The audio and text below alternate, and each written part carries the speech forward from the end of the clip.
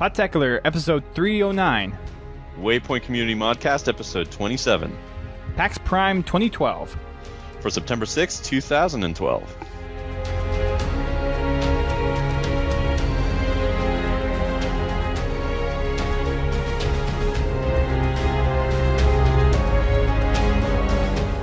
Welcome to Modtacular, episode number 2. I am Duststorm, joined by my co-host for the evening, CruelLEGACEY. Alrighty. I got two other big community members that were at PAX Prime with us this year, and they are GrimBrother One from HBO. What's up? Also, fair warning, you should never say the words big community members when you have a woman in here. Thank you. I was Fail. just about to ask. There's nothing wrong with that. There's nothing wrong with that. Oh boy. Are you single? Yes, I am. Oh no. We know the answer to that one. It's a trap. Oh, that's right. I am the only single person in this room right now. Abort. Pull up. Pineapples! Pineapples! And we also have Goosechecka from Grifball Hub. Scholarship winner! Woo! Woo, scholarship winner indeed. And apparently I have a new nickname of the Feminist High Council. So I wear that title proudly. Well deserved by on both GrimBrother accounts. I only told you the story because I was confident you would appreciate it. I knew that I said it in love. I do, absolutely. Do you want to really quickly share the big news with everybody? Sure. About 2-3 months ago, Twitch announced that they were doing a scholarship program for individuals with excellence in academics and in gaming. And I applied because I don't really have excellence in gaming, but I figured maybe I could make it work. And so I went to RTX, took a lot of film, and just kind of highlighted my PAX experience, highlighted my doctoral dissertation, which is actually on video games, and the interplay between video games and psychology, and sent it in and sat and waited, and then I finally got to announce today that I won. So they offered 5 scholarships of $10,000 each. So And you got all 5 of them, right? I wish. No, I had to share it. I got 10,000 of it. They awarded one to Goosechecka, one to Check Goosa, one to Cal's wife.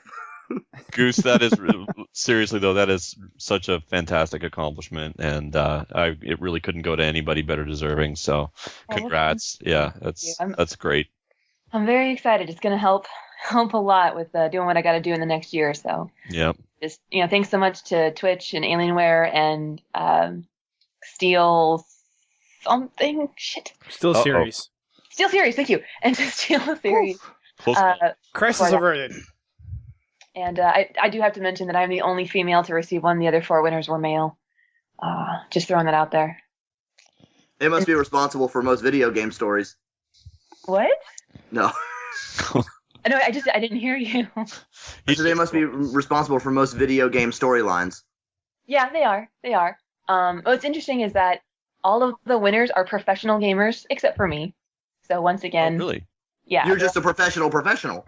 Yes, I like in the articles they refer to me as a Halo expert, and I'm really not comfortable with that title. I don't know. You're looking for GrimBrother One. He's down the road a little bit. But it's fantastic. I'm super excited. There's been a lot of really good feedback from the community. A lot of people saying congratulations, and I couldn't be happier. It's very, very cool. Well, you're definitely one of those people who definitely deserve it. So congratulations. Thank you. Yay. Happy times. I do thinky things and smashy things good. Indeed, you do. Speaking of, should we jump to we were all at PAX Prime together this past weekend, and there was a very cool moment during the Halo panel. There were many cool moments during the panel, but one in particular that you had a particular something to do with, didn't you? Woo, Grifball! Yeah. Do you want to, just in case there's anyone out there who hasn't seen the video yet, do you want to share that with everybody? Tell everybody what you have to do. Yeah, exactly. Well, at the Halo panel, they announced that Grifball would be in Halo 4, which was very, very exciting, and lots of people cheered. And then myself, Calvagarian, Shanzi, and Paragas were called up, and we actually got to demo Halo 4 in front of the live audience. Only afterwards did we discover that there were about 900 people in the room while we were doing that. So it was just amazing to, well, one, even have Grifball confirmed in Halo 4, to have a game type and a map all ready to go, that they wanted us to come in and give feedback and to demo it for them, was just really more than I know Cal or myself could ever have really imagined. I mean, that was something in our dreams. We didn't think it would actually ever happen. And I mean, I could say, I mean, the audience definitely responded to it very well. Everyone seemed really excited about the way the game type itself was looking. What are your thoughts on it? I mean, I know you've only had a brief amount of time to spend with it, but what's your impressions of it so far? I really, really enjoy it. I like that it's faster paced. I think the bomb throwing is awesome. I think it's going to make Grifball more sport-like, more sporty. There's going to be more tactical decisions to be made. It's going to spread the field. It's going to create new positions and new strategies. So I'm really, really looking forward to that. The mechanics on the court, as soon as I pick the controller, it just... Do you throw it with left trigger? I'm trying to think if I said... Yeah, you throw it like a grenade. Yeah. Okay. Yeah, grenade. It felt like Grifball, like the mechanics and just there's no other word, just the feel of it. It felt like Grifball, and the weapons were well balanced like they should be. And there's a couple things. The bomb not exploding is kind of tough, just because when we do highlight reels, that's always like finish is the big exploding bomb. But the fact that the rounds don't end after you score, that's a pretty big concern in the Halo community, or the Grifball community rather. That's probably the biggest contention right now. Really? Well, yeah, because there's a lot of concerns of if you get into the spawn and you just start spawn camping, what is it going to take to get them out? And is there going to be enough time between when the bomb respawns for you to clear your spawn? And, it's personally like it. I think that it's going to speed up the game. It's going to create more tactics. But I can definitely see where the community would be concerned. I think maybe tweaking it a little bit, like having it take 10 seconds for the ball to respawn. So that way you're not tossing the ball from the center court to the home plant and just getting 5 scores in 10 seconds.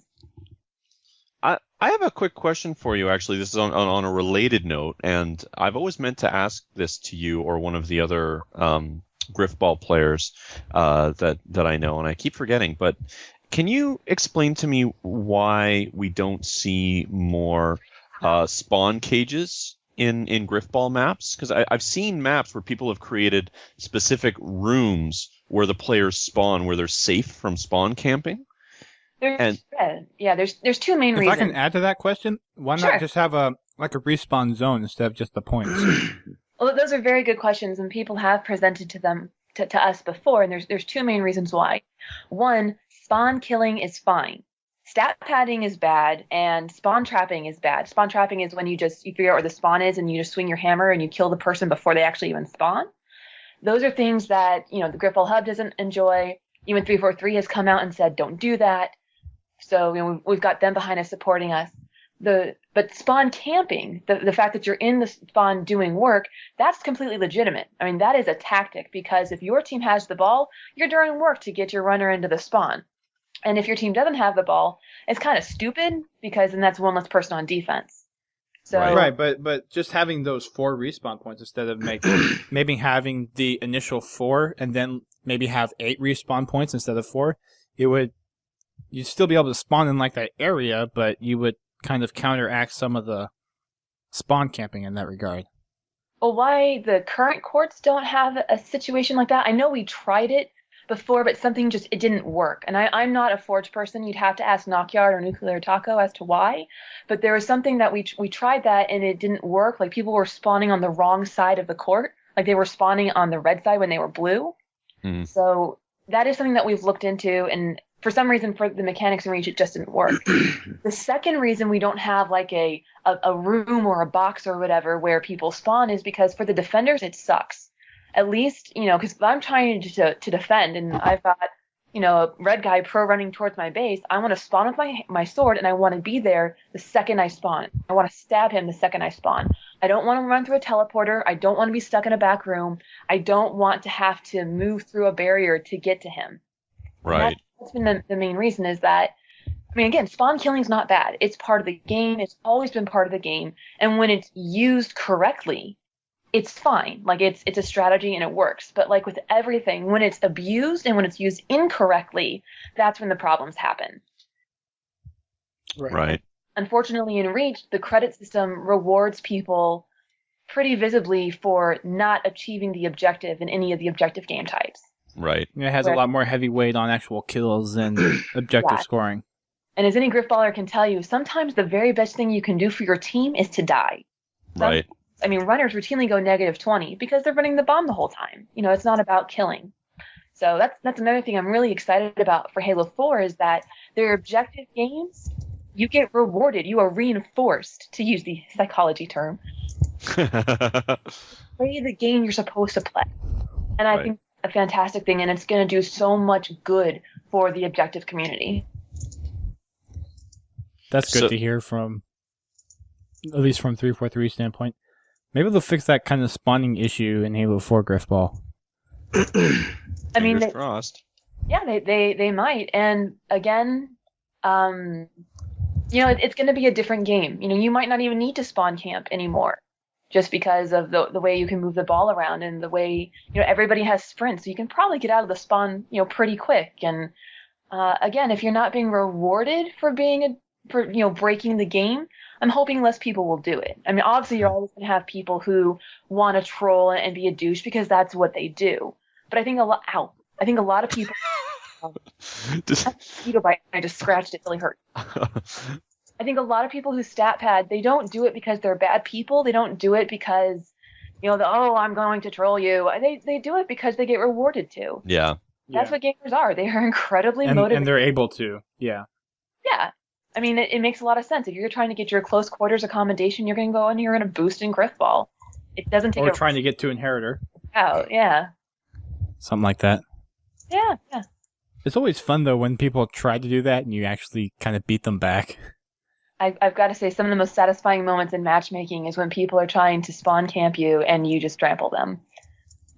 It's happened a couple times. Like we'll go in with our group of 4 from the hub and we'll go into matchmaking, and people are obviously trying to stat pad, and then it doesn't work out well for them. Or one of my personal favorites, it was actually on one of the highlight frenzies, is that H2O Camper was playing and 2 of his teammates quit out. So it's just one teammate and the other 4 tanks are just pounding this single teammate over and over again. The guy's probably even AFK. And so the runner's just doing this stupid little dance at half court. But obviously they can't count because Puppy, other end of the court, walks up behind the runner, stabs him, grabs the ball, plants it, and actually wins the game that way.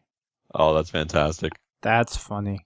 It can definitely be satisfying. But again, there's this conception that, especially with Grifball Hub, that we think people are evil and we want to tell people how to play the game and all this other crap. And it's just not true. People who stat pad aren't evil. They're just trying to get the most credits from the game. And I don't hold that against them or whatever, but you just can't do it out of sight. And that's what it comes down to. Don't go into well, it's like BXR or super bouncing.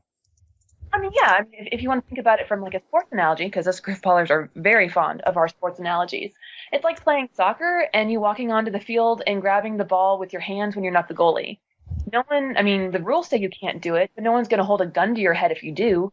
But if you do it, you're going to get thrown out. And that's kind of how I see stat padding. And again, hopefully with the reward system in Reach, it just won't be an issue anymore. So, transitioning a little bit to from one objective game type to another, we all got the chance to play some CTF this past weekend, didn't we? Yeah, that was awesome. It was a lot of Friggin' fun. love it. Although I didn't get enough, in my personal opinion, but yes, it was a lot of fun. Well, I don't think any of us did. We could have played for days and days. Yeah, absolutely. So there's, I've been seeing lots. There's some pretty significant changes to the way CTF works in Halo 4 compared to previous Halo games. Some of these changes are very controversial. I've been seeing all sorts of hoopla about it all over the forums. I think the most significant, if I had to guess, is the fact that you now automatically pick up the flag. And a close second would be the fact that you now have a gun when you carry the flag. I don't know. I think from what I've seen, a lot of people are not liking the fact that you cannot drop the flag. I actually think that is the big change that everyone. I just love that I'm never gonna hear again. Flag drop, flag taken, flag drop, flag taken, flag Well, drop. they kind of fixed that in Reach a little bit, to where it's not as annoying. I mean, are we sure we can't drop the flags? Yep. Because I've Yes. played. I thought I dropped it, but I might have just died. So Well, it's been confirmed that unless they have a classic version where it's okay. So I have a video up on Pod TV. If you guys go check it out. But what they said was for matchmaking, you cannot drop the flag. They didn't say anything about custom games. right. But there's a lot that they haven't said about custom games. they're very, very hush-hush about customs. As far as not being able to drop the flag, I'm actually really okay with that. Yeah, and, me too. And so am I, because I know like a lot of the competitive people really don't like that, because being able to drop the flag and whip out rockets and defend the flag is kind of a pivotal thing for multiplayer MLG. But from a team aspect, to really force home the team aspect of the game, I think that's actually a good idea to make it, once you get the flag, you have to take it home yourself. Yeah, that's what I like about that. I think The only interesting thing is, like, I know a lot of times teams would get the flag and throw the flag places. Not like, I'm not even saying out of the map, but like throw the flag like down onto a falcon or just be strategic about moving the flag. And I know obviously that won't be something that they could do, but really for the most part, I'm Ghost totally Rider, fine Banshee with Red. the new type. Yeah, I think the way I look at it is that when you're playing objective, it's a team game. You really shouldn't, if you're capturing the flag, you should have someone with you. You should have an escort. You really shouldn't be up there by Right. yourself. And that's the way Halo 3 and Halo 2 was, is that you really needed to rely on your teammates. And with Reach, all the armor abilities really made you into like a single person wrecking crew if you knew what you were doing. And you really didn't need your teammates. There really wasn't as much team It was cohesion. still kind of like FFA, but with only 2 final scores. Yeah. So I think it's great. I think it's going to encourage team play. The only thing I'm worried about is betrayals for the flag. Because when you get it close, one flag plant is worth 10 kills. So Yeah. I'm hoping that the betrayal penalty will be very, very 100 high. points. I hope. Yeah. I hope they've really worked the betrayal system to be a lot smarter at detecting that. I hope betrayal booting isn't on in Grifball. That's all I can say. Well, I mean, yeah, certain playlists probably have that and don't have it. But yeah, and it's definitely tough because I can see someone escorting their flag carrier all the way in, and then letting the one red that's standing in the way kill the carrier. They kill the red, and they pick up and walk flag the last 2 feet. Right. Yeah, there is. I mean, that's. But you do get a flag definite- assist. I mean, But there's- still, it's not. I mean, that's one like Yeah, 5. it's not enough. But I mean, maybe if they do detect that kind of thing, where like you're within a certain distance Maybe. from your flag and you die, like maybe you'll get the credit for the flag cap and the other guy gets the assist. Yeah. I mean, I feel terrible being so cynical and being so incredibly jaded. But I know, like in Grifball, when we make a map and we make a game type, we literally try to think, how can we break this? Yeah. Like, what can we do to break this game type so we can fix it now? Well, and that's how you make it a good game type. Yeah. So I CTF was a lot of fun. There was one point Cal and I were playing, and we just got into a rhythm. He was in the hog, and I would ride out with him, jump out, grab the flag, jump back in the hog. Our gunner would take out everybody, and we literally got 3 flag caps in about 3 minutes. Mhm. So that was really cool. And that map is awesome. I mean, it's a large. Yeah, Exile is sick. If you run around in a circle, it's a large map. But in the vehicles or taking those tunnels for the center, it really makes it much more. I don't even know the It word. reminds me a lot of Rat's Nest.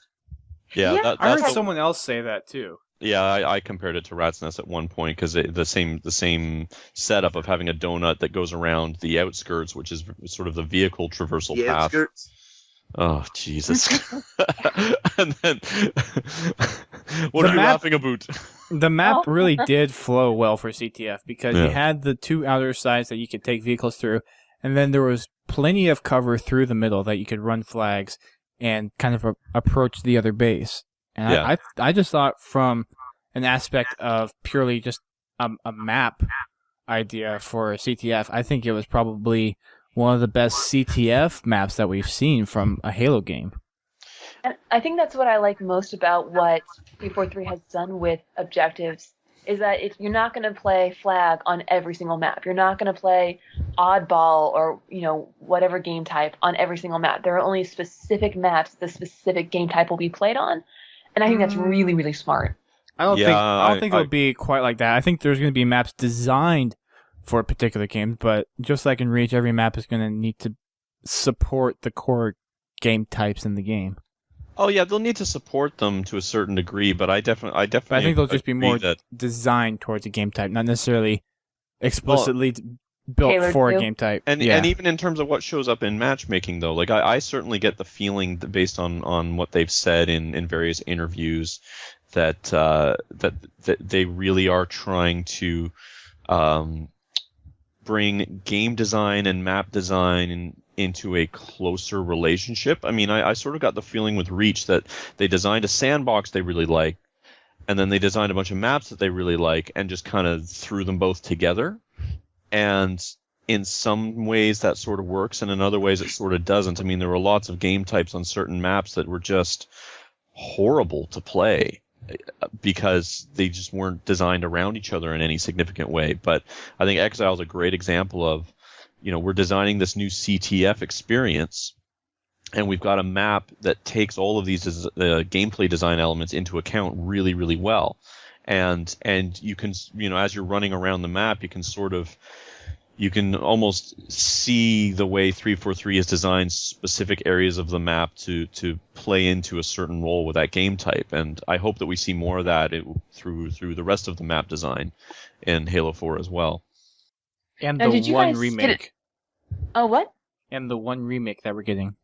What do you think that is? I'm hoping it's Terminal, but I don't know. That would be so What, the much fun. remake? Yeah. I'm hoping it's Valhalla. That's what I was thinking, either Coag or Valhalla. Because they said there would be no controversy, and everybody loves those maps, and they've been in every single game. I don't know if it was in the bulletin or somewhere else they said it, but Frankie said somewhere that it's a map that has not been remade before. Turf. So pick turf. Turf. I want turf. Turf. That was one of them. Technically, Valhalla hasn't been remade. Right. It was an inspiration of Blood Gulch, but it's not a remake. I guess. So wasn't that what Bungie said? It was a inspired make off of Blood Gulch? Yeah, well, it was sort of but like... it doesn't have a bloody name. It was a big team battle vehicle map with a big open space in the middle, so it was and sort the of two like bases. the modernized version of that, yeah. Although he said it would be a large map, I would be totally fine if it was Avalanche. That was one of my favorite maps to do objective games on. Yeah, that I would love that too, although That's the remake that of has been Sidewinder. remade. Yeah, so. Oh, I mean, okay, I know. Was it based off Sidewinder? Yeah, it was. Yes, it was. Okay, I didn't know. I couldn't remember. Yeah. Did you guys get a chance to play Spartan Ops? Yes. Yes. That was awesome. Oh my god, I personally didn't play it, but I watched Jeff play it. It is really good. Legendary. Yeah. No deaths. Yeah, Jeff and I. Sorry, go ahead. Oh, I just wanted to interject a story. Yeah. Okay, if I could, because I haven't lived up to my what was it, feminist hierarch? Is that Your what? feminist high council. I haven't lived up to my feminist high council status yet. So I'm standing in line for Spartan Ops, and I've been there for a while, and I'm waiting. And I entered my name in to win the headsets, Triton headsets for Halo 4. Mm-hmm. And there's an announcer guy who's going up, and he's giving away the prizes. He's very loud and obnoxious, and I'm like, whatever, I'm not paying attention to him. And so I'm right at the front of the line, so I'm pretty close to him. And he's reading down the list, and he's like, oh, look at this. We have a girl. A girl is the next winner. What do you think about that, guys? Yeah, that's right. Girls play games, too. What do you think about that? And then I yell at the top of my lungs, I think you're a fucking idiot. Nice. And, everybody turns around and stares at me, except for him. Wow. So that's what you were tweeting about. Yes, that was my rage tweet asking, who was it, Mad Cats? Yeah, asking Mad Cats what they think about their announcer's sexist comment. They never replied to me for some reason. I don't really understand why. I wonder why that is. It's really bizarre. So anyway, and then I played Spartan Ops. And I do have to say the MLG Pro control I had was a piece of crap. Yeah, I really didn't like that thing, and I've heard great things about it, but I didn't like the feel of it one bit. Like literally, I pushed forward on the toggle and I didn't move forward. It looks a little weird. All the way up against the far wall of the controller, and I would just occasionally move forward in little spurts. It was very, very frustrating. So I don't know if that's the controller or if someone had busted it since it was the last day of the con. Yeah, I wasn't a fan of that controller. It was horrible. I'm sorry. So, what did you guys think of Spartan Ops, though? I mean, this was our first chance to really go toe to toe with the new enemy class. So awesome. What's the thing with the insta-death laser? Because that made me sad. Insta-death You mean laser? the binary rifle that the Promethean Knights have? I call it the insta-death laser. That's accurate. I like that better, actually. I only died once, and that was the reason. So, but no, I really enjoyed it. I enjoyed shooting the. I'm sorry, I'm terrible with the names. The little puppy things. That sounds horrible. Ballers? Puppy things. I like shooting puppies. Promethean puppies. The Promethean puppy. Those were a lot of fun. I did not get a grenade flung back at my face. I was kind of disappointed about that. But Aww. yeah. I thought it was You a should lot. like that the kind of leader of that team is a girl Spartan. Is it? Yeah. Oh, the Cool. one that appears up on the HUD? Yeah. Yeah. She's wearing some really sick scout armor. Yay! Clothed female characters. Yay! Yay. Let's hope she keeps her shields on. Oh God. I think what I enjoy most about Spartan Ops and what I'm most looking forward to is waiting until the end of the week, so letting all 5 pile up, and then going in with 3 of my friends and playing through that story arc. Amen. That is exactly what I'm planning to do as well. I don't want to do it piecemeal because at PAX I finished it and I'm like, that's it. I want more. That's not enough. I want to keep going. 15 Oh, minutes. so you're gonna wait till the whole thing comes out? Yeah, because it's one. There's 5 a week, right? There's Yeah. 5. Like, that was There's 5 chapters 1/5. per episode. Yeah, but it's 10 weeks. I can't wait that long. Well, Yeah, no, that's no, true. no, I'm not waiting all, but I'll do it every week. So like if it comes out Monday, Tuesday, Wednesday, Thursday, Friday. No. It comes out all at one time though. Yeah. Yeah, you'll get like once a week. Every week, each episode is 5 missions So long. you'll be able to play basically an episode in 1 hour and be done Cal with it. lied to me. So okay, well then no, I'm not going to wait 10 weeks. I want to do it all at once. I want to go all in. Yeah. At the same time. I can't wait to try them solo because I like Jeff and I were in the same game together along with who else were we playing with? It was Cal and Grant and Brandon. Yeah, that's right. And I think you and I made it through. I mean, I know you and I made it through without dying at all. Yeah. I think Brandon either died once or not at all either, and it was tough. I mean, we were fighting Brandon hard. died. Did he? I had 3 night assassinations. I was super excited. Brandon was standing beside you, Jeff, right? Or was that Grant? Yes. Yeah. I don't remember. I think it was Brandon. I think it was Brandon. I remember Brandon also seeing him sat die beside me twice. playing CTF too a couple times, so I'm not remembering. Well, whoever was beside you, they died twice. Mm-hmm. It's But on video. I just haven't posted it yet. It was tough, and but it was definitely like comfortably manageable if you had a team that was coordinated and knew what they were doing to a certain degree. And Jeff didn't die. Exactly, and I didn't die either, which It's is obviously not incredibly hard rare. enough if Jeff didn't die. But Thanks. I was feeling like playing that solo would have me sweating bullets. Those like, fighting that many knights in those kind of numbers. I'll be curious to see if it scales when you have more or fewer players. Like, does it throw more enemies at you like the campaign does, or will it be closer to something like the Mass Effect 3 multiplayer where you get the exact same thing regardless of how many people you're playing with? Campaign doesn't throw more enemies at you, does it? Yep. I hope it scales because going through with the 4 of us, it was too easy. Like they put it on Legendary, so I was super stoked, but I didn't really find it challenging. And that's even with the controller pushed all the way forward. That doesn't work. I kind of had to like walk backwards through everything. So I hope that it does scale because if I went through that by myself, it would definitely be challenging. But with 4 people, it was kind of a walk in the park. Yeah, I was feeling the that's a same little way. disappointing. Well, I mean, and again, it's not the final make. It was just the model for PAX, and Yeah, that was the No, it was oldest the build E3 there. build. That was like Oh, that was the E3 build. San Diego Comic-Con build. Yeah, it was the yeah, E3 so build. that build is months old. I'm sure it has come leaps and bounds Hopefully, yes. in that amount of time. And So, if not, there'll be skulls. yes. Have we? Mythic No, I Spartan don't know. Ops. Have they revealed any of the skulls yet? Nope. No. Do we have guesses about what the skulls might be? I think most of them will be. I think we're going to see returns of quite a few of them. Yeah. So like Iron, Thunderstorm, Black If- Eye. The party doesn't return, I'm not coming back. I Grunt know. Birthday I want Party, the Grifball. I want the Grunt Birthday Party armor effect. Yeah, that would be cool. Because I personally like that in matchmaking. Just whenever I die, it's like, yay! I love that. hated that. That It was made me so laugh. annoying. Really? That made me I laugh love every it. single time. Is that why you don't play with me, Grim? It's because I have the Grunt Birthday Party skull on? Aww. No, I don't play with you because you're so much better. Oh, but we're not playing Grifball. We're talking like shooty Halo with guns. Oh. The statement still applies. I don't play with you because you're always playing Grifball. Oh, well, I am a Halo expert, apparently, so There we go. That is true. not my words, I promise. So, what do you guys think of the new? What was the system they called it? The dynamic, status aware HUD for capture the flag. Oh, I like when you liked see it. the kill Like when you see and the timer, and then you see like escort for the person that's carrying the flag, and then Yeah. the guy that's carrying the flag that says capture point or Mhm. deliver. It says deliver. Take that back. Yeah, I liked it. I think it's a smart, unobtrusive way to reinforce clear communication to the players. I think it's something that will help new players out a lot because there's sort of no question of what they're supposed to be doing. I mean, for someone who hasn't played a lot of Halo before, there's so much going on in the average game. It can be confusing trying to figure out, what's going on, what am I supposed to be doing to help my team right now. And I think it's a smart way to just add some clarity to that.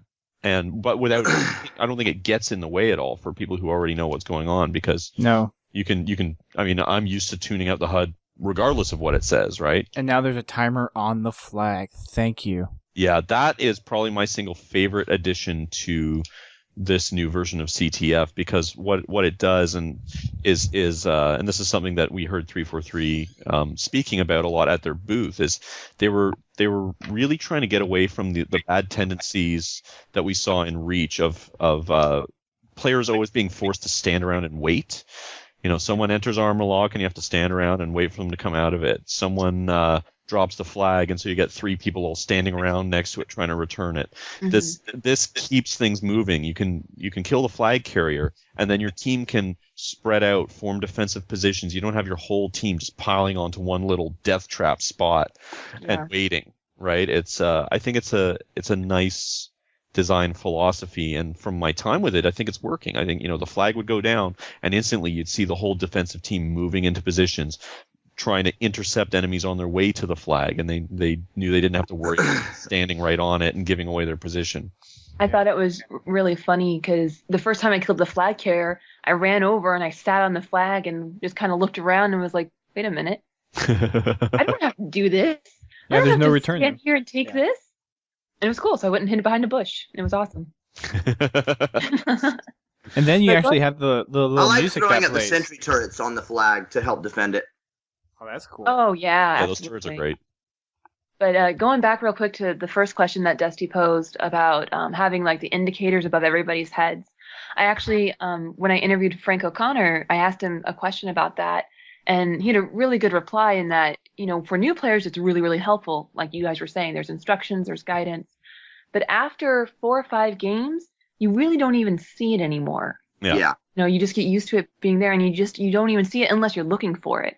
Because believe me, when the enemy has my flag, my eyes are up and I am looking for that kill icon, Mhm. which I really appreciate because I have terrible, terrible time finding the flag carrier. It's like building in a training mode without building a training mode, right? It's training the players what to do within the within the actual gameplay experience, which I think is really smart. Yeah, and again, I think it's just one of those things that if you need it, it's there, but it's not so intrusive that it's going to bother you if you don't need it. Exactly. Yeah. There's now the music that plays while you're carrying the flag. I And, love it. Cool. and Yeah, for when it's 2 and 2, like for the last point to win, there's also that music, and then there's the music for overtime. That's great. I don't have to hum to myself anymore. The soundtrack is actually there. I thought it was great. It does a great job of adding a little bit of tension in those key moments. I thought that was very cool.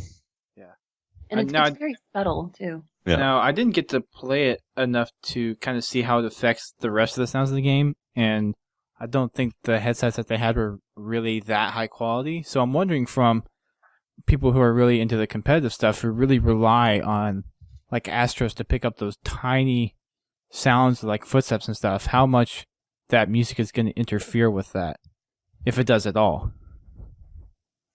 That's a one very of those good things question. where it's like, yeah, you have that music which is really cool and it gets your heart pumping even faster, but then how much are you losing from having those sounds? Is it drowning out those audio cues? Yeah, that's a Right. very good question. And I think the obvious solution is to have it be optional, like to have the ability to deactivate that music. Yeah.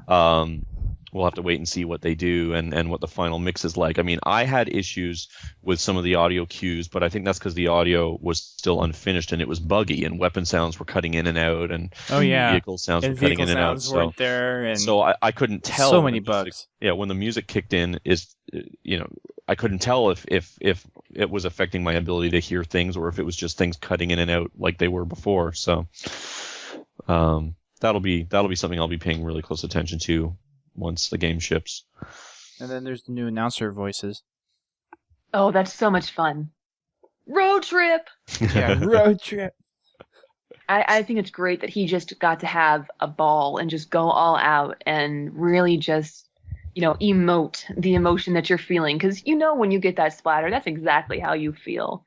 It's not road. It's like, it's. And now you get that for a full hog now, which is pretty cool. Yeah. No, I think the additions they've made, and I mean, overall, the fact that Halo 4 is so much faster paced, and pretty much every tweak that 343 has done has enabled more interactions, more gameplay, cutting down on wasting time, like, extended respawn. That was probably one of the things I was most worried about was instant respawn. That doesn't sound very cool. And now I'm sitting in Halo Reach spamming X, like, why can't I spawn faster? Yeah. Yeah. Actually, that's something worth. Thanks. You reminded me there, Goose. Something that I feel was worth mentioning is that when I played the big team battle, Team Slayer build that they had at Fan Expo in Toronto a few weeks back, the build included instant respawns. And then when I played the build at PAX this past weekend, of course we were playing a different game type. We were playing the CTF game type. Right. Yeah, but one thing that I noticed is that so they had a 10-second respawn timer, just like we're used to with Reach and previous Halo games. But one thing that I noticed as I noticed this as I played myself, and then also as I watched other people playing, is that there were a lot of times where someone would die and the countdown timer would start, and you'd see them instantly jump to their loadout screen and they'd start tweaking their loadouts, and then they'd run out of time, and the timer would count down and then boot them back into the match before they'd finish selecting their loadouts. And a few people there noticed this, and it's been commented on in some videos as well. And I actually asked one of the 343 reps at the booth about that, about have they thought about giving you the 10-second countdown timer and then it's press X to join, so that if you're still working on tweaking your loadout, you have time to do that. And they didn't give me any exact explanations or specifics, but what they did say is that the way the respawning was working in the PAX build was intentionally specifically done for the PAX build, because they wanted to keep people in the game and keep people from maybe exploring the menus too far, or maybe seeing stuff that maybe they shouldn't be seeing yet. So I just thought that's worth addressing, because I know a few of us there were wondering the same thing after seeing people run into that a bit. So I thought they said something about not being able to not spawn to keep the game going and to not just have someone camp in loadout screen for an entire game. Because if you're basically down a man, you're not... That's what I was wondering. Well, You're not helping It your would be team. like a weird hidden league gamers. Well, there's ways Right. around that. I mean, games like Mass Effect 3 have auto kicks, where if they don't detect input on your controller for a certain amount of time, they assume you're AFK and they just kick you out of the game.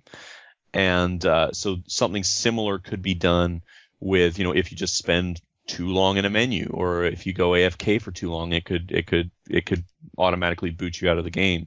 Yeah, I'm personally a bigger fan of that versus forcing someone back into the match when they're right in the middle of customizing their loadout, especially given how much emphasis they're placing on being able to customize your loadout. So maybe do it this way. Maybe spawn them in the game, but don't kick them out of the loadout screen. That would be an option as well. Actually, that would make sense. Because if I remember right, didn't they announce several months ago that people would be able to drop out and join games in the middle without Yes. interrupting the game? Yes. So that makes me think that if you are AFK, But I don't think that was specifically that you're joining.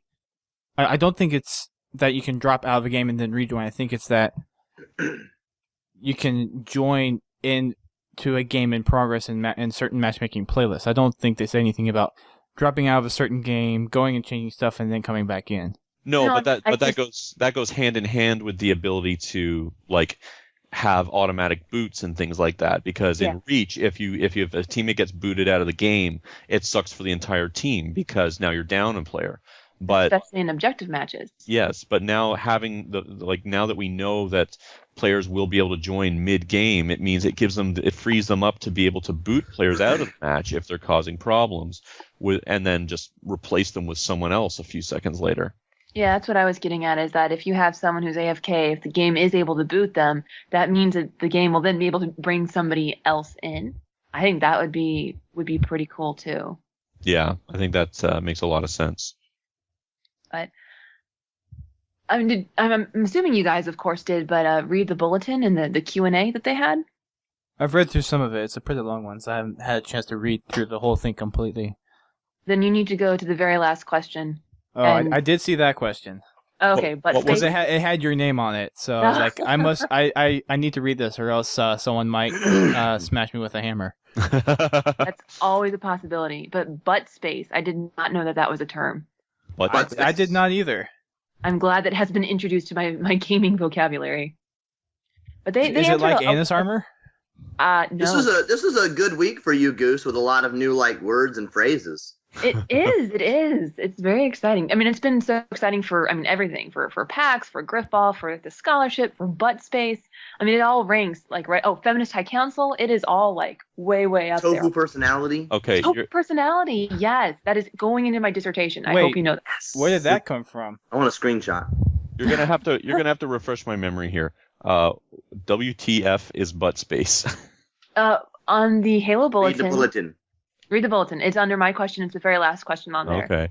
And but yeah, butt space. As far as tofu personality, it was a conversation Grim and I were having about a specific individual, not within our awesomeness, but outside of our awesomeness. And basically, it's a person whose personality changes based on who they're around. Yes.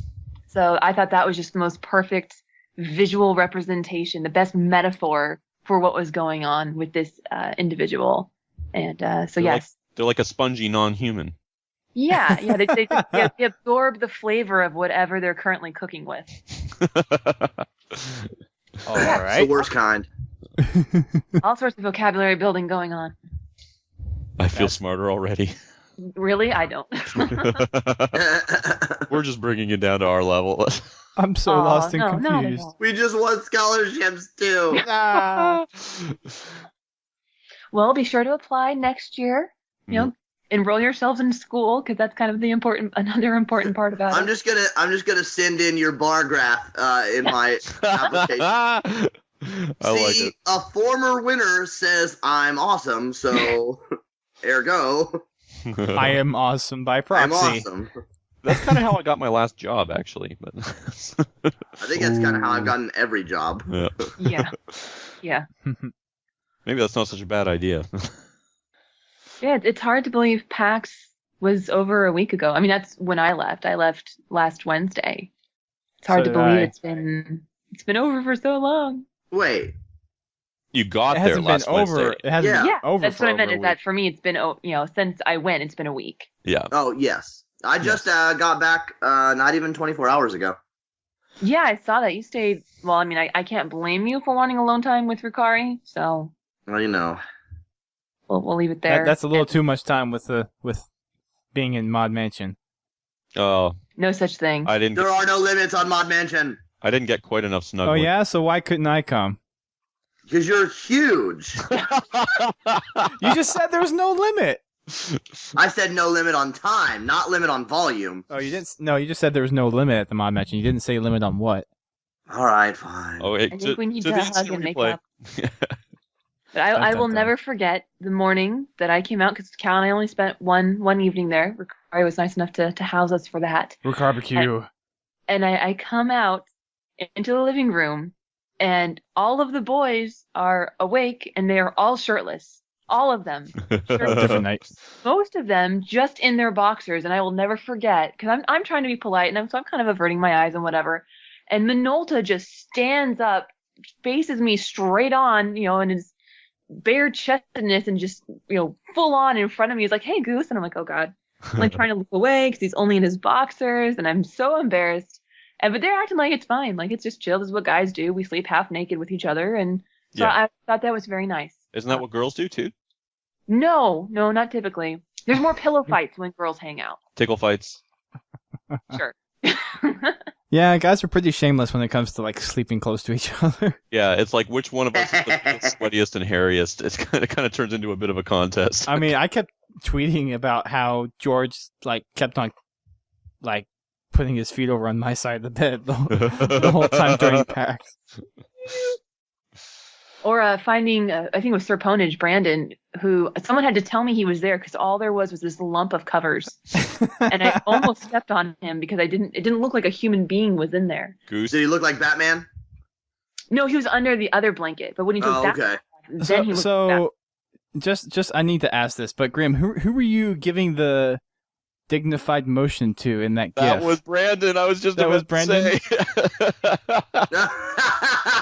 Yeah. That was Brandon in his Batman snuggie. Yeah. If anybody is unaware of what we're talking about, not a boot, about. About. Just It's a boot. Not the boot, but about. Go to my YouTube channel or to my website, CruelLEGACYProductions.com, and look for a post near the top called Halo in Real Life Epic Teabag Guy.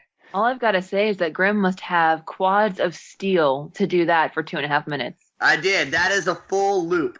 Got that one guy to keep walking by the camera at the exact same angle. Yeah. Yeah, While he was right. running laps. Yeah.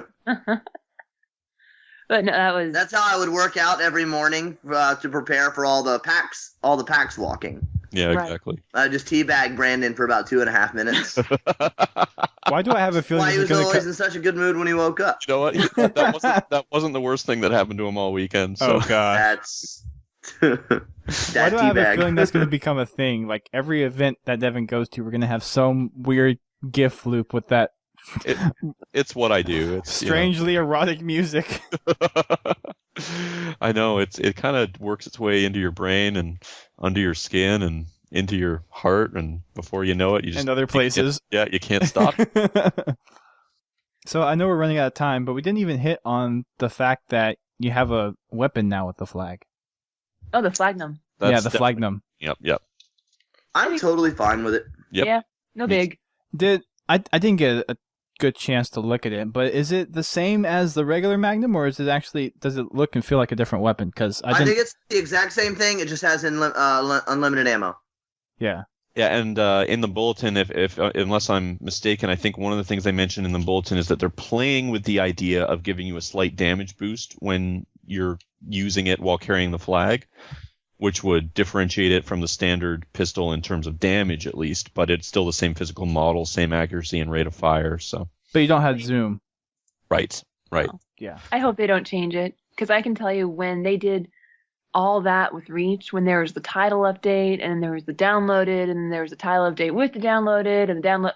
I couldn't do it. I literally just could not play Reach Slayer anymore because I had no idea. No. It should be the same across the board. I agree with that. So, absolutely. Because I'm like, do I have my 4-shot pistol or should I go switch to my DMR? And no, keep it simple, please. Yeah. I'm on the same And the fact page. that if you're still wielding 2 primary weapons, you can still use the Magnum when carrying the flag. That was a big thing too. Yeah, it's like you have 3 guns. Yeah. Well, but you don't have access to your other 2 primary weapons when you pick up the flag. I mean, that's sort of the point. Is it doesn't matter Right. what weapons you're carrying. The flag comes with a pistol. The flag is the weapon. Exactly. Like there's a pistol stuffed onto It's the still handle the there. insta kill flag. Yep, melee. Which, but I think it worked fine in my experience. It's different. This is something I think a lot of people need to sort of, not to sound snarky about it, but I think a lot of people need to sort of just chill out and wrap their heads around the fact that it's different doesn't mean it's bad. And Every Halo game so far has been different. Why are they still fans if they didn't like it before? Yeah. Yeah. You And should just do what I tell you to do and make it exactly how I want it because obviously I'm a professional game designer. there we go. Yep. Are you talking about like 50% of the Halo population that are not community leaders? No comment. No, Like- again, it's change. Everybody, there's some people who are just not good with change. The people who were really good at Halo 2 didn't want to move to Halo 3 because they would most likely experience the loss of status. It's the same thing with Reach. People who are really good with Reach are going to be concerned about Halo 4 because they want to be the most legit sniper on the court or, court. Grifball. busted.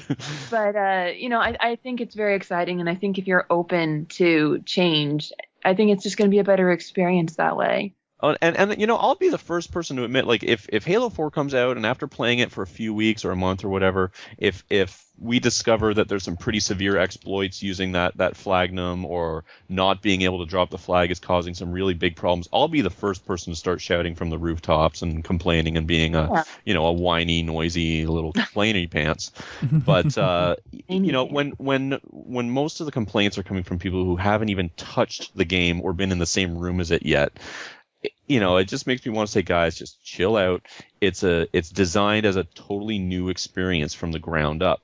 And, I think everybody I talked to who got their hands on it was at the very least intrigued by it. Like, some people really loved it. Some people didn't get enough time with it to really say one way or the other, but they wanted to spend more time with it.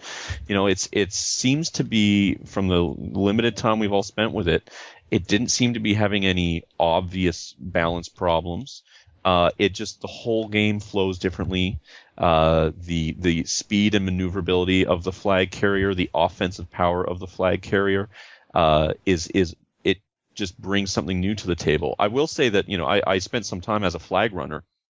You still feel underpowered compared to everybody else, even though your default speed is the same as everyone else, and even though you have this magnum at all times, you still feel like you're the one with one big red bullseye over your head, and that everybody. Well, you basically do have a big red bullseye over your head. Exactly, and it's like, here's the flag. You need to stop this guy.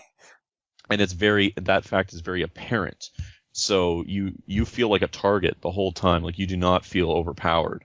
So I don't think people need to worry about it from that sense. It just means that, again, I think it all plays into this idea of keeping the game moving. Everything from giving you the magnum to forcing you to pick up the flag when you touch it, removing the ability to drop the flag. It all just seems to be about forcing the game to keep moving, keep flowing, keep the team focused on each other and working together. And so far, I like it. I really, really like it. And I just, I came away from it just dying to spend more time with it. So. And I think that's a really important thing to keep in mind. Nobody got up, threw the controller down, and rage quit at the Halo 4 booth. People who have had the chance to play it a little bit, I actually haven't heard a negative thing about it. On the other hand, for those in the community who haven't had that opportunity, I can totally understand concern, like expressing concerns. I mean, most of the reasons that people do that is because they love the franchise so much, they're worried about it. They want to take care of it. Yeah. It's something they're passionate about. And the amount of people who believe that they should make changes because they deserve it, because they have that whole entitled thing going on. That's really, really the fewest of them.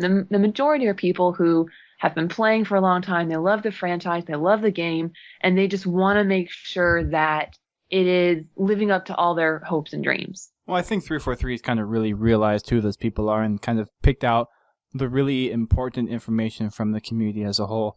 And I think they've really tailored the game to really satisfy the experience and give us a new, unique twist on Halo.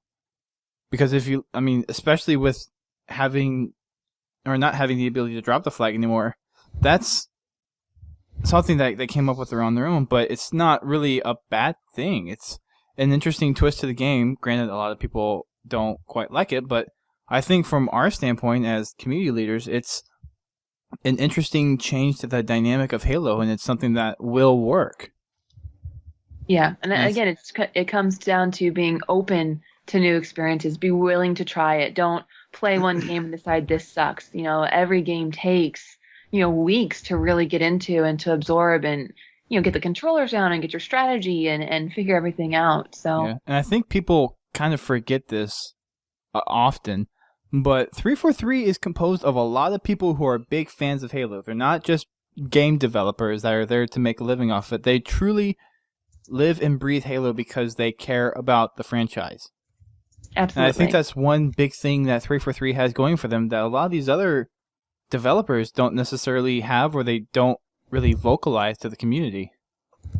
I mean, I think all developers love their game, but I think with 343, it's the matter that There's a passion. They loved the game before they worked on it, and they brought that passion in and built it into the game from day one.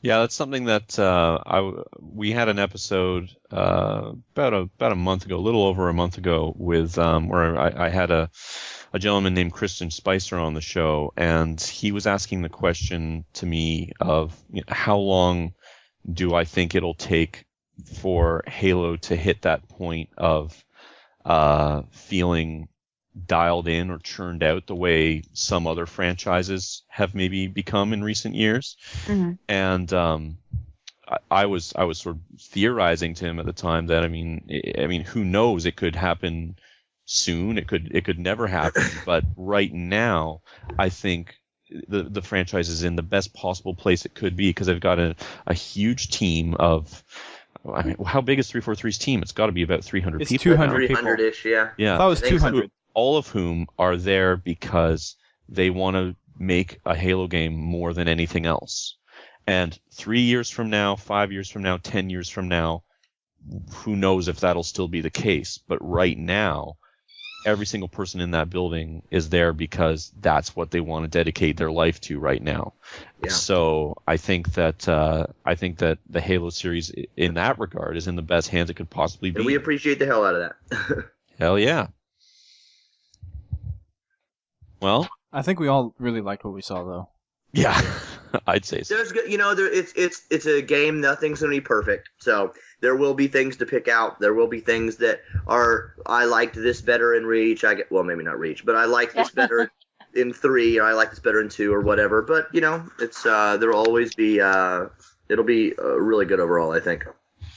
I would say, though, if there's one thing that I had to pick out that I think would need to be changed, I think the auto pickup. You're not digging that? No. I like it a lot for objective games, other than Grifball. Well, it's like because you may be going around there, and what if you're shooting someone and you accidentally pick up the flag and okay, now you're dead because you were trying to move around. You weren't trying to pick up the flag, but should have had better awareness. Yeah, so you might. And you might have a buddy coming. It's like, well, you have the sniper, and you want to defend him as he comes and picks up the flag. See, and I think that's a valid point, but my counter to that would just be that the only reason that's an issue is because you haven't had to worry about that up until now, right? Like, I think that if there's a weapon by the flag too. Well, then that's up to the designers to not put a weapon by the flag, right? And that's why I like the auto pickup, because I cannot tell you how many times I have been under fire and I'm running for that flag to touch it, to get a hand on it, to try and save it from resetting. Oh yeah, and grab a weapon or get in a vehicle instead. I'm like, God, son of a, Yeah, that's That's a something good point. That's a good that's point. something that David Ellis mentioned in particular as an intentional design choice was it helps get around the teams who would use parking a vehicle on top of the flag instead of defense, right? Like Right. and I'm sure I mean I guarantee everybody will have one of those moments where they're not quite familiar with their surroundings yet and they're sidestepping in the middle of a firefight and they accidentally step over the flag and they're like, oh damn it. But the trade-off, I think the trade-off will be worth it. I think the trade-off of what this does, it makes, in a lot of ways, this sounds counterintuitive, but making it an automatic pickup makes it a more intentional focus, the act of getting the flag. Like, you're not going to be casually walking around it sort of looking for guns and looking for grenades or camping. Like, if you are stepping anywhere near that flag, you are going for it specifically and intentionally with the idea of running the flag. And I like the change that's going to bring. No, That I actually makes more sense now that how you explained it. So I didn't notice. Is the flag on the radar? I didn't notice Ooh, either. I didn't But notice that's what that. I'm also thinking. Having that the field awareness. If the flag's on the radar. I don't remember if it is or not. See, I never looked because it's on the HUD. Right. Yeah. I didn't look for my radar, but if I'm like dust storm and I'm backing up trying to protect it or whatever, if I can glance at my radar and see it, that also might help. But I honestly don't. I don't remember. I didn't look. Yeah, me neither. That's a good point, though. Yay, radar! Yay, radar. Real Spartans use radar. I do like the fact that you have the vehicle avatars on your radar now. Oh, that's fantastic. That was so good. Yeah, I like how they have their little logos and stuff. Mm-hmm. That's so. Biggest thing for that was helpful was their orientation, whether or not they're facing Yes. you or maybe they're leaving, like if you're in their range of fire. Well, for a tank, it really doesn't help because you don't know which direction that turret's facing. Well, I mean, Yeah. for me, the fact that there's not just a giant red blob moving towards me. If it's a Banshee, I know I need to take cover. If it's a Warthog, I know that I need to get, side to side or do something or find a plasma pistol or, whatever. Get my stickies ready. So, and it also looks really cute. I'm sorry. It's adorable. Well, and it might change your opinion on whether or not to challenge the vehicle because if it's a tank and you can sneak up behind it, then you would go for the border. But if maybe it's the front, you'd be like, oh, I don't want to get shot by the tank. So it's also affects how you strategize on approaching vehicles Absolutely. or, in retrospect, retreating from them. And I think that just plays even more into making the game faster paced. Because if I'm not standing around guessing, do I engage? Do I not? I don't know what that is. There's less time thinking, what is that? And there's more time going, I know what that is and I know how to tackle it. Yeah, it's just more of a way how 343 is making the game a lot more fast-paced. And someone is Vacuuming or something. moving their desk. I think that's Flushing a Jeff. toilet? I think that is Jeff. What? Yes, that was my mic. Sorry. It sounded like you were vacuuming, dude. That was. Grim Prime flipped the computer around to say something. So now all of our listeners will have felt his presence. There we go. I do love him. We should probably start closing out, guys. Did you have any other last minute things you wanted to bring up? Last points you wanted to mention? Nah, I think it's good for now. Looking forward to part 2 of Hero Awakens. Yes. Oh, yeah. I wonder how many parts they're going to have. I'm guessing at least 3. I don't know about that. I think it may just be 2. And we should be getting our next weapon video if I am feeling the tremors correctly. No, those tremors are just the it's the reverberating effects of all the dubstep. Oh, that's and I think Covenant is next. Yeah, Covenant and then Promethean. Not a I'm fan of looking the forward to the wub, I beam gotta rifle. say. Yeah, because that was shown off. I never got my hands on it, but apparently George went to town with it. Oh yeah, I was filming him when he He got did. a triple He kill. really lit them up. He was ecstatic on that. Yeah. I do want to say before we close out, shout outs to 343 for the wonderful booth that they had at PAX. The team there did a wonderful job getting everyone in, getting people to play games. And shout outs to Kevin, Allison, and Jess for throwing a special awesome party that we cannot talk about. But they know it, and I know they listen. So major shouts out to them and all the 343 team for such an amazing weekend. Kevin Franklin. Don't forget to mention Kevin Franklin. Oh yes, Kevin Franklin. as well. Yay, Kevin Franklin. Sorry. In Franklin we trust. Kevin Franklin. Allison and Jess. All the people who came out and judged the large cup. The large cup. The large cup. The large cup. If you guys haven't seen that, Allison's mom. there's a video on Pod TV as well, and it's crazy. Like there's it like was 10 ridiculous minutes. to have many people in that small space with all the flash bulbs and the camera phones, and it was ridiculous. I know we had like 12 or 15 people with their cameras out recording the whole Yeah, thing. we had right at like 60 people packed in the room. Cozy. Yeah, smelly. Hot, sweaty. Sounds like a good time to me. Oh yeah, it was great. I just with love like the 12 pounds of chocolate. Yeah. I just love the fact when Allison was like, "Can we check on my mom to make sure she hasn't been squashed?" She was so cool. Are you kidding? Her mom commanded the attention of that Yeah, room. her mother was very. She was totally fine. Yeah, she was great. It definitely helped me see where Allison gets her awesome from. So. Aww. Although Lars from Norway, if Allison's mom is partaking again next year, he's got to bring the dark chocolate. Yep. Yeah. Yeah. Well, see, now we're getting into playing the judges, which is just a whole other. Well, we have one of the judges here, so So are we done? I think so. I think that's a wrap. Yeah. So I don't like He's dead like, air. I'm sorry, I've got my scholarship, and now I'm out of here. No, as a podcast host myself, I don't like dead air. I don't like having to go back and fill dead air. I don't like going to back and get rid of dead you know, air. there's a Wait, fancy you little bother tool. doing all that stuff? There's a fancy Yeah. little tool in Audacity that removes that for you. Wait, there is? Yes, Oh no. yes, there is. Tell me. As long as there's not a tool to remove hot air, otherwise we'd have nothing left. We have nothing left. Yeah, there is. I'll tell you guys. Okay, that would be fantastic. But yeah, so And on the next episode, we have Podtacular Audacity tutorial. Yeah, if the average modcast suddenly becomes 60% shorter, you'll all know why. I've done. I mean, look at how many podcasts I've done. About Audacity. 150. Yep. So, I know my stuff. In Dustin we trust. Yeah. All right. Well, thank you guys very much for listening. Thank you so much to Goosechecka for joining us tonight. Is this your first modcast? Nope. Am I forgetting one? Wait. It's And her this might first be my first- Modtacular.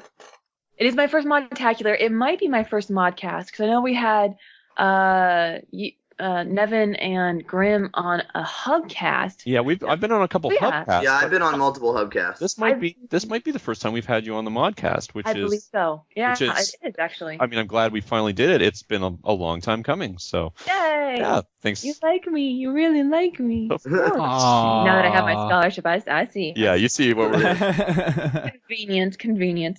Dang it! She found No, out but our thank secret. you so much for We having wanted the blessing of the council. We'll have to work harder. Sorry. Yeah, I think we're doomed. Hey, Nevin, at least we have that cool thumbnail that she linked to us to use for this episode. Oh, yeah. Oh. Yeah, there you go. Enjoy that. Banner image. Yeah, no, it'll really help out with the hits on my site. That's for sure. Right? Right. Put some new ads up on the sidebar. Good thing we don't do this live in studio. It would have helped with the hits to our face. For those who obviously cannot see what's going on one at the bottom of one of the interviews that I did was this giant sidebar of boobs. It was like an entire set of 15 articles all about boobs. That's my. Are you site. sure that wasn't the picture that the guys were looking at, Jeff? Yeah, it could have been. It was. No, it was definitely not. All right, you sexist bastards. Thanks so much for having me. I appreciate it. Hey, Oh, yeah. Best ending to a show ever. for Podtacular Thanks to the status. Feminist High Council for joining us. I am not a council. Oh wait, that's a committee. Oops. Yeah. Oh, you screwed up. You can't screw up a Star Wars rep. She's I gonna did it send her on gaggle of purpose. Grifballers to smash us with their hammers. I don't know. I do my own work. Thank you. Yeah. Oh, okay. I don't need men to go and do my work for me. I am perfectly capable of There's taking... more women on your Grifball teams than just you. There's Snickerdoodle. There's a few other people. Name another one. Jessica. Name another one. I don't know any other ones personally. There we go. You can name 3 female Grifballers. Hey, that's better than 1. In his defense, he might have a hard time naming 3 females. Wow. And with that, just swing it down low there, Jeff. Just, gosh. Oh gosh. So yeah, thank you guys for listening for Podtacular and for the Waypoint Community Modcast. If you did not get to PAX, you missed out on a lot. If you did, then we probably met up with you and probably had a good time. Oh baby. Interpret that how you please. But, that pass. Oh, but Yes. Thanks a lot, guys. When's the next episode of Podtacular coming out? Tonight, but it's the one that we technically recorded before this one. So that one's going to come out. Then this, oh my god! then this one will come out, and then we'll probably do another recording this weekend. link me and I'll put it up on HBO. yeah, Will send do. it to me. I'll put it up on the hub. Will do. Very cool. All right. Although Nevin will probably get his out before mine because I have 2 podcasts to edit. Wow! Really? Of all of us, you're the one who. I am not trying to be like that, and you guys, your heads are just way up in the gutter or somewhere else. I Wow! went an entire weekend with Green Army. It's not my fault. That's true. Yeah, right? Wow! All right. I think we're out of here, guys. Thanks again, and we'll catch you all soon. All right, sounds good. Yay.